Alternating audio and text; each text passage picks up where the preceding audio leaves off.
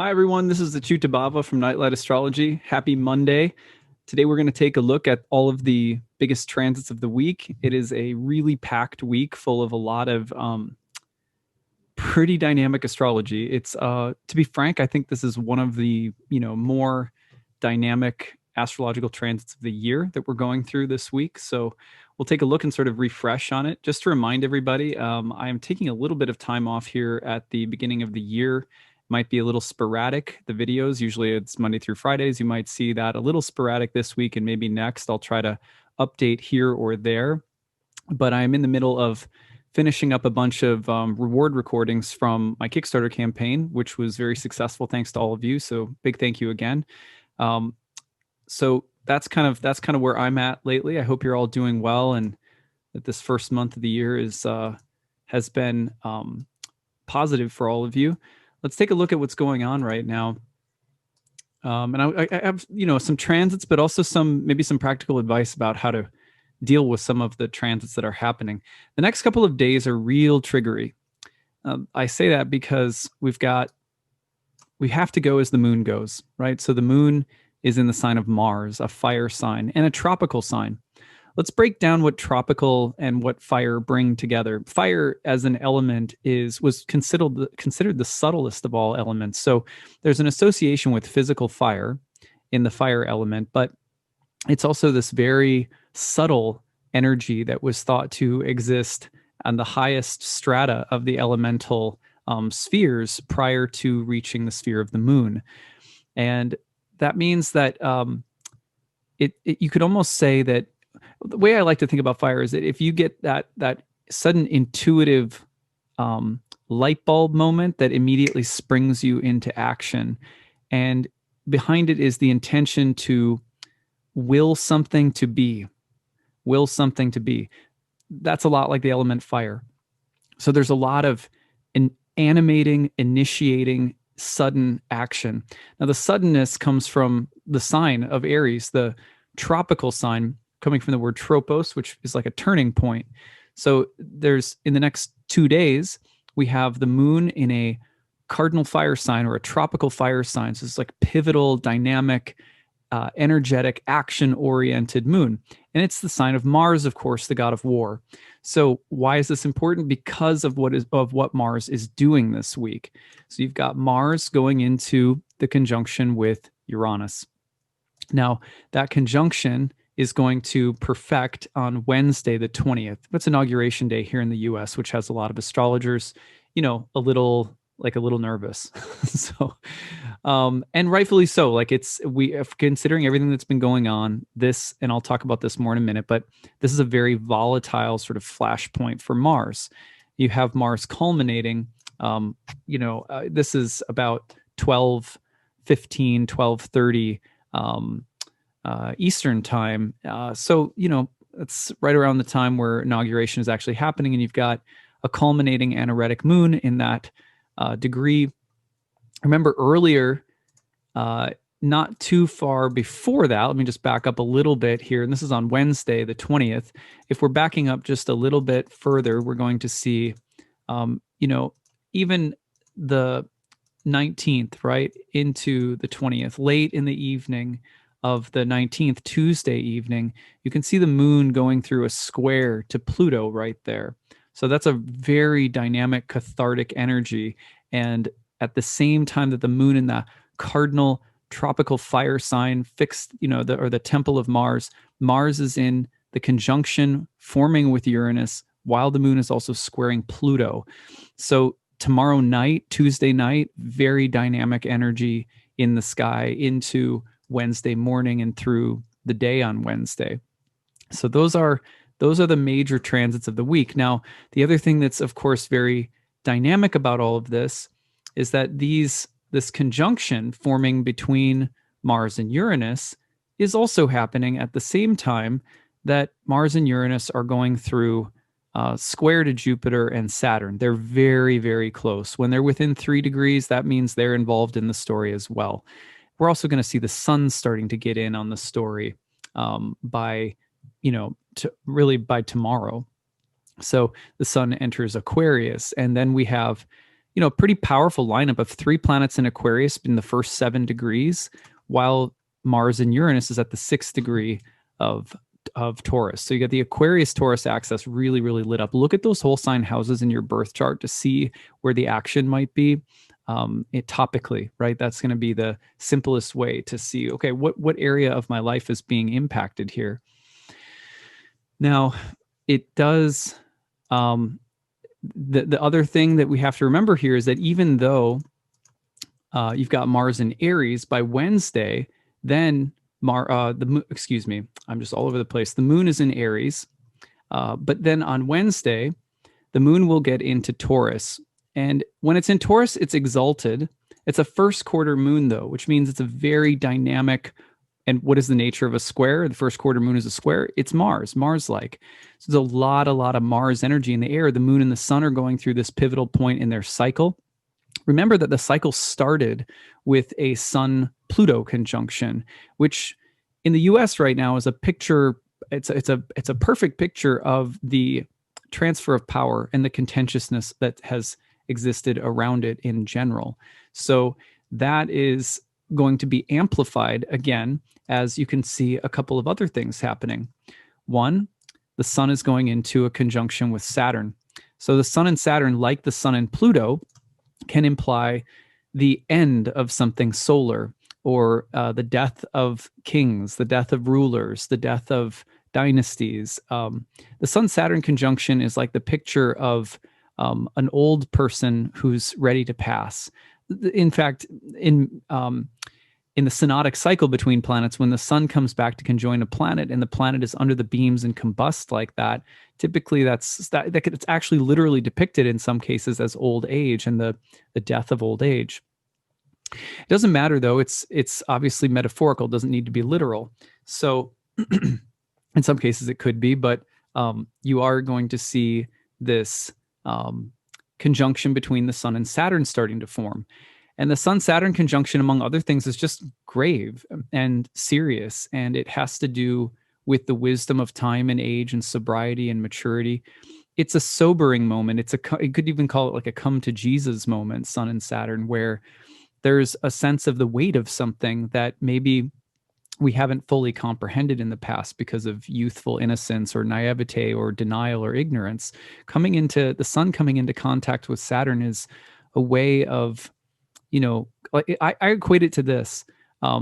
When my daughter was born, right, it was a real Sun-Saturn moment in my life, where I'm just coming to terms with being a dad. I'm like, wow, this is such a big responsibility. And there's something in you that dies a little bit, but then there's a mantle, a weight, a responsibility, a maturity that you have to take on. And so this is a sobering moment, and a kind of come to Jesus moment with the sun and Saturn.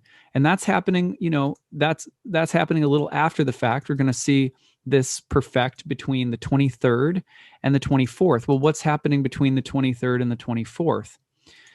Between the 23rd and the 24th, you also have Mars, after separating from Uranus, hitting a square to Jupiter. Now you're putting Mars in you're kind of giving Mars steroids, basically. The amplification of Mars-like themes become a lot brighter and stronger. I've seen so many clients that have Jupiter Mars in military families, or really athletic, maybe they played sports in college even, or something like that, or they're a leader of some kind, or they work in an executive capacity, having to manage people and make executive decisions. There's a lot of power, leadership, force, aggression, bravery, optimism. But the optimism, of course, here can be potentially fanatical. And the reason for that is that Jupiter's also just separating from the square to revolutionary Uranus. Mars, god of war, is separating from the god of revolution. So there's this erratic, revolutionary, and potentially sort of zealous quality in the air right now as well. And all of those energies are coming together at once. So you can see for yourself how powerful this lineup of planets is. Look at it right there to right here. That's a lot. That's a lot. And especially when there's 3 very slow moving planets in there, and then Mars and the sun coming through as well. So practical advice. It's a week where reactions can be disproportionate to events, which means that we can easily overreact to the things happening around us that bother us, especially anything that makes us feel contained or confined, or that makes us have to slow down or wait, or Mars Saturn is a bit like the gas pedal versus the brake pedal. So there's a big push pull between the gas and the brakes right now. But when you add in Uranus, the level of impatience and intolerance and the need to break free from anything that prohibits or restrict is going to be really strong. So when that's the case, you can just say to yourself, well, I might be more prone to lashing out if someone or something tries to tell me what to do that I don't want to do, or if someone is doing something that I find to be wrong or unethical or not the right way or strategy of doing things. Potential for like my way or the highway, for the self-righteous zealousness of a cause. Those things are very strong right now. And certainly there's times in life where we're going to be in the right about something and we're going to have to fight for it. There's going to be times in life where some degree, taking a stand is called for. But with Mars Uranus, you also have to be careful, because choose the hill you want to die on very carefully. That's the maybe one of the main messages of this week, because it's very easy to find yourself, on a hill taking a stand and actually realizing, hey, I'm actually a rebel without much of a cause that I actually care about. Sometimes we don't learn that lesson until we've taken a stand for something that we realized wasn't important. Like in a microcosmic sense, I'm thinking of like the dinner table and the kinds of ridiculous stands that I try to take as a dad sometimes, in response to, whether my kids are like throwing spaghetti in their hair, or like whatever the case might be. So yeah, just be really thoughtful about, what you really want to, what are you going to get principled about, and how forceful and intense are you going to let things get? Personally, although I know someone was making a comment in the comment section recently, like, aren't some people kind of called to be a warrior? Yeah, true. But, there's a big difference between someone who's called to be a warrior because they're a surrendered soul. They're a soul surrendered to the divine, and they're being used for a cause. And the difference between that and someone who, is belligerent or bellicose. And, if you think about the Bhagavad Gita, which is often cited in order to support the idea that, like there's a just or there's a holy war or something like that. You have to remember that at the beginning of the Bhagavad Gita, Arjuna's sitting there on the battlefield being like, first of all, he's a warrior, but he's like, this fight sucks. I don't want to do this. This is so right away in his heart, like he doesn't want to fight. It's an important distinction, is that we shouldn't want to fight. We shouldn't be itching to fight. We shouldn't be looking for justifications to fight. That's not really what it means to be a warrior. But on the other hand, the whole point of the Gita in some ways is to help Arjuna clarify what it really means to be a warrior. What it means to be a warrior first and foremost is that you're not attached to results, that you don't really see the opposition as your enemy, and that you've surrendered fully to the nature of eternity, God within the heart. And having been fully surrendered to those things, you do your duty. And if you're called to be an advocate, if you're called to, if there's a warrior in you, then okay, then you have to do that duty. You can't neglect it. But not everyone's called to that. And also not everyone who is called to that has clarified that being a warrior is not what brings eternal happiness. It's being in service to the divine and being a surrendered soul that then leads any dharma, including that of a warrior, to be something holy and sacred and not just gratifying for the ego. So we love to win, we love to fight, and there's a lot of people who like to, say that, sort of like emphasizing peace, emphasizing detachment, emphasizing centeredness and not being reactionary. Some people are always going to try to say, well, doesn't that seem like you're just trying to bypass the problems of the world? And the answer to that is most of the time, no. Some people will be called to, engage in the battle, in the different battles of the world. And a lot of people won't, though. And for those who are engaged in the world, there's also a huge step that has to be taken to engage in the battle from the standpoint of being a surrendered soul. And we can't really engage in the battle successfully without becoming confused about our identity and about what is actual victory, what is spiritual victory in life, until we've done that surrendering. So just to make that very clear, this is a week where I would tell people personally just to be on guard against the temptation of the ego for some kind of righteous battle that's not really yours, not really the one that's going to, it's not really going to enhance your life or your consciousness in any way. So be really careful of that. And if you are called, try to remember that we're all eternal spirit souls. We're all children of God. And that when we see each other that way, we're going to fight differently. We might have to engage in certain kinds of conflicts in life. But we engage in those conflicts differently when we see each other through the lens of compassion and love. So can we carry that consciousness with us this week? That's that's a big question.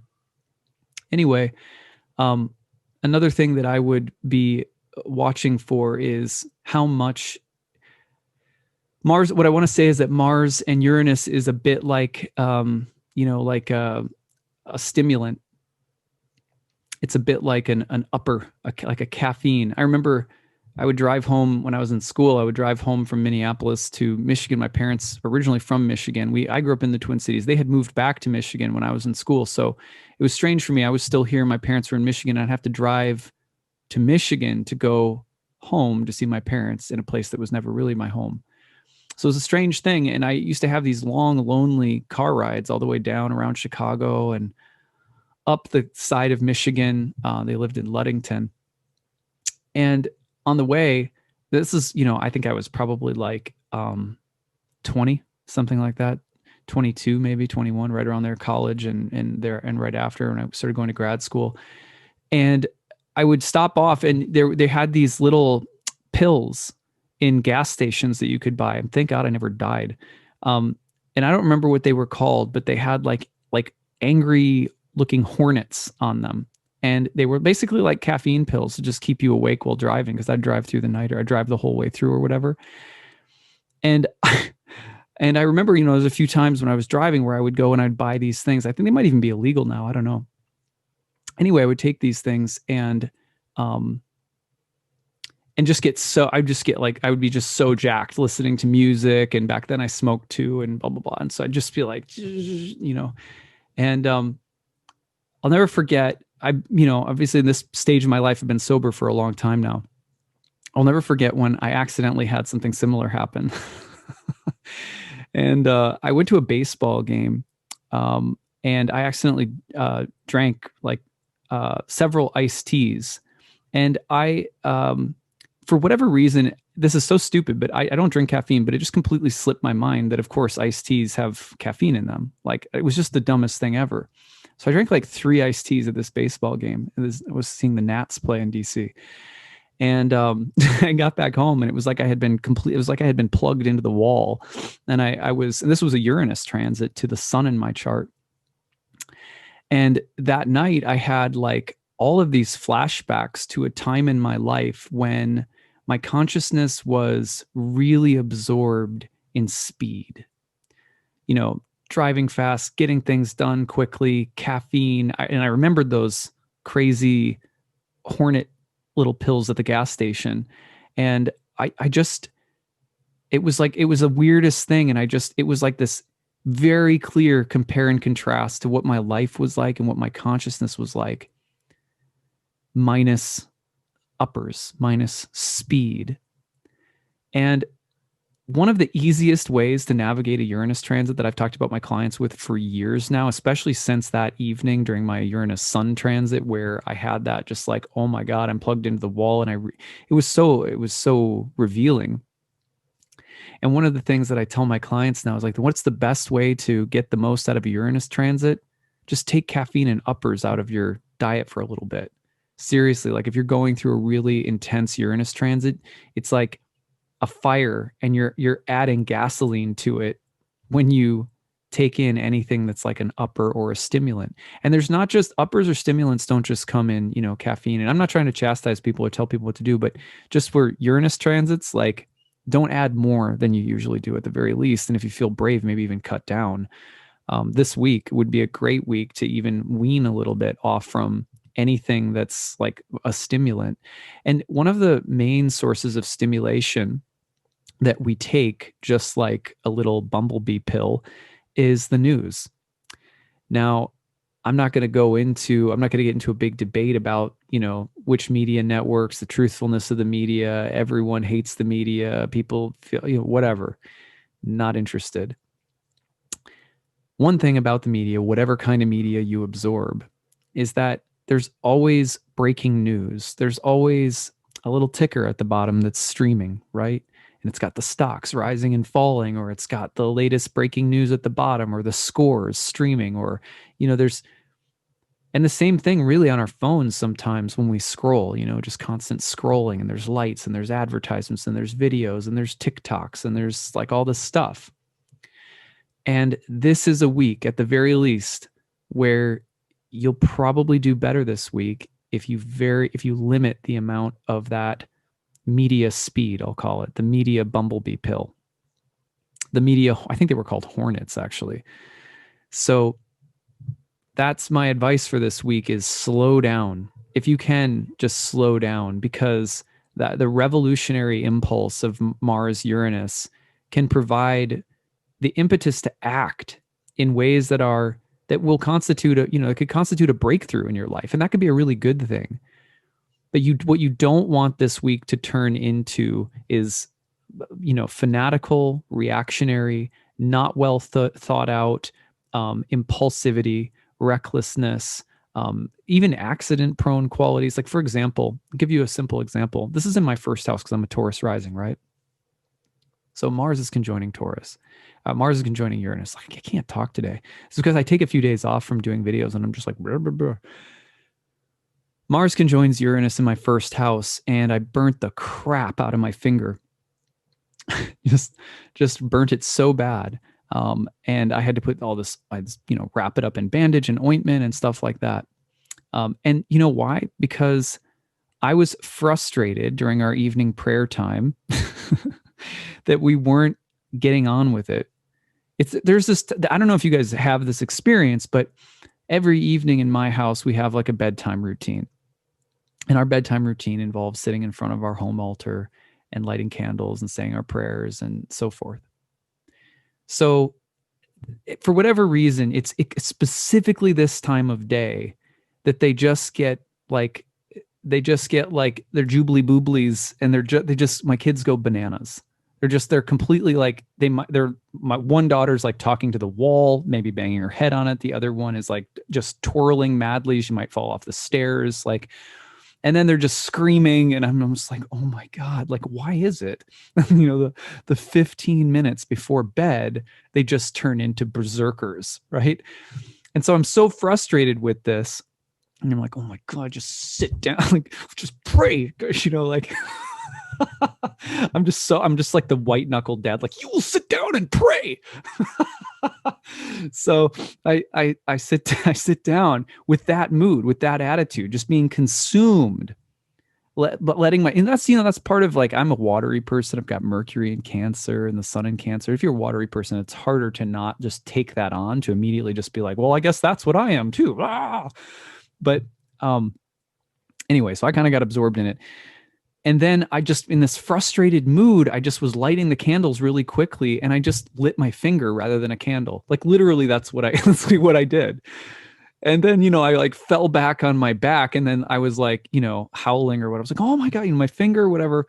My wife runs up to get her herbal witchery. She brings down this ointment, and that shut everyone up right away. And I was just reflecting on how Mars Uranus like that is, right? You're feeling frustrated. You're feeling agitated. You want something to be over, or you just reach that moment where you're just, I'm going to pull the car over right now, And as that happens, something will flame up and catch fire and be destructive and sudden, like the Tower card in tarot. Suddenly lightning's going to strike, and that's what breaks the cycle open. And it could be a little tiny miniature little energy bubble, but something will pop it violently, viciously, suddenly. It will hurt, it will burn, there will be sudden destructiveness. And that's what happens with Uranus when we're not aware of the fact that that kind of tension is mounting, and we need to do something to be very careful with it. Some people will say, well, isn't there like a holy or sacred place for war or anger or something like that? And it's like, people are always, think about why it is that people are always objecting in that way. Most of the time, I don't mean to be rude, but most of the time it's because we're trying to justify the fact that we have those reactionary tendencies. We have those aggressive tendencies. We are addicted to the speed and the high that our ego gets by riding those things and trying to throttle them and control them, and be someone that's tough or in control or victorious or whatever. We're not going to take any crap, and we try to defend anger, and we try to defend, aggressiveness, and like, well, aren't they sacred too? And it's like, come on, how long do you think people have been trying to pull that one, for a really long time? And that's a big part of why, war and violence in the world persists, because we're always trying to argue, well, no, they have a place here, hey, and yeah, they do. They're not going anywhere, clearly, but it's very few people that can wield those energies in service to God, in service to the divine. Very, very few. And especially in the age of Kali, which is a part of the Bhakti Yoga tradition that I study. See, the age of Kali, it's an age of quarrel, hypocrisy, and conflict, where people's minds are constantly disturbed. So wielding anger, the righteousness of the warrior, not an easy thing to pull off in our age. And that's why on this channel, I tend to tell everyone to just chill out like that. And that's because that's the message I need, right? People are always like, oh, look, you're the people, they see my channel and they think you must be a very peaceful person, right? But I have Mars and Gemini, in my own chart. It's like the mental conflict and turmoil. And like, there's a reason that back in the day, like I used to really love caffeine and all that kind of stuff. Mars and Gemini can be like that. But the reason I say these things is because I need them. Because I'm always tempted into thinking, no, you know what? I got to do this research and I got to make this smart comment and respond to someone that said something off or blah, blah, blah. And it's like constantly reeling that impulse in and being like, no, I don't have to do any of that. I don't have to do any of that. In fact, if there's anything I'm going to be vigilant about, if there's anything that I'm going to take that warrior like intense intentionality, the guardianship, if there's anything that I'm going to apply that toward, it is toward, first and foremost, the peace of my mind and the peace of my heart. And then from the overflow of that, I will become an effective strategist. I will become effective at coming up with ways of dealing with conflicts. Diplomacy and the peace of mind needed to be a diplomat in our everyday lives is really underrated. We're so quick to just jump in and be like, well, aren't my strong and intense feelings so justified? What are you trying to do? Tell me that there's no room in creation for me or for my anger, or, I'm inclusive. I like to include everything. It's like, oh, how's that working out for you? I don't know. For me, it's not working out so well. It's not a source of joy and love in my life to have that mentality running around thinking it's owed something all the time. So at any rate, these are just some of the thoughts that I wanted to share today, given the volatile energy of Mars this week. I hope that any of these thoughts are helpful to you and where you're at. Little sermon from the stars on Monday, I guess. So let's watch these things unfold. As the week unfolds, if there's anything major to talk about, any big events and so forth unfolding, I'll probably pop back in to kind of reiterate some of these transits. In the meantime, I'd love to hear from you in the chat. How do you deal with Uranus transits? That would be a great Q&A for today. Like, how have you effectively learned to work with Uranus? How have you effectively learned to work with Uranus and Mars? How are you doing it right now? How are you doing it if it's in your birth chart? I'd really love to hear from you guys and hear how you make good use of that energy rather than getting pulled or dominated by it. Remember the ancient word for the planets, grahas, grabbers. We get seized by these things. So we have these talks to prepare for the weather that's coming. In preparation, it's not that we're going to avoid the transits. They're inevitable. They're our destiny. But being prepared, we can participate with them as conscious, living entities, conscious souls. That sounds good to me this week. It's going to be a pretty intense week. So hopefully we'll all do well with it. I look forward to checking in with you more soon. In the meantime, take care of yourself and one another this week, and we'll talk more soon. All right, take care, everyone. Bye.